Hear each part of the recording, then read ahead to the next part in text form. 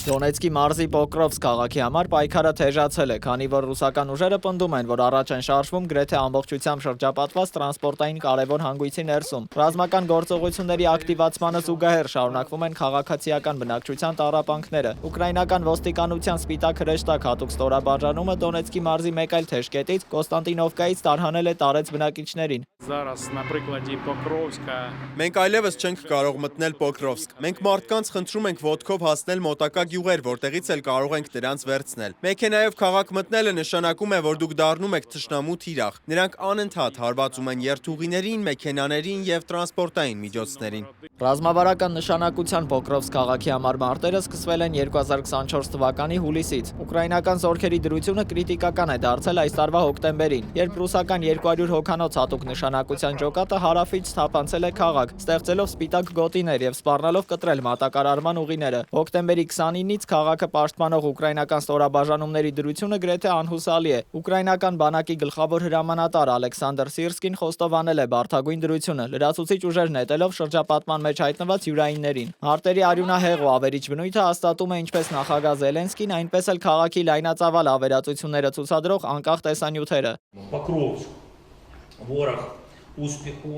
Վերջին օրերին թշնամին Պոկրովսկում որևէ հաջողություն չի ունեցել։ Ճակատում ընթացող բոլոր մարտերի 30%-ը բաժին է ընկնում Պոկրովսկին, եւ ռուսական կառավարվող ավիառումբերի կիրառման մոտ 50%-ը բաժին է ընկնում Պոկրովսկին, այնպես որ հասկանում եք, թե որքան դժվար է մեր տղաների համար։ Մեր գնահատականով 260-ից 300 ռուս է թափանցել քաղաք։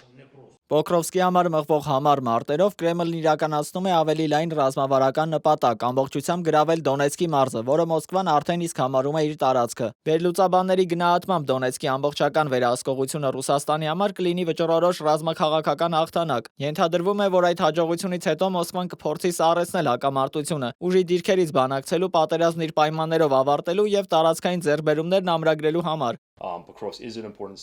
Պոկրովսկը կարևոր քաղաք է։ Ռուսաստանն առանցքային քաղաքների հարցում առանձնապես շատ կարևոր հաջողություններ չի ունեցել։ Սակայն դա այս տարվա ամենակարևոր հաջողությունը կլիներ նրանց համար քարոզչական առումով եւս բավականին կարևոր է քաղաքը գրավելը, որը նրանք կանեն, կարծում եմ, մինչև տարեվերջ։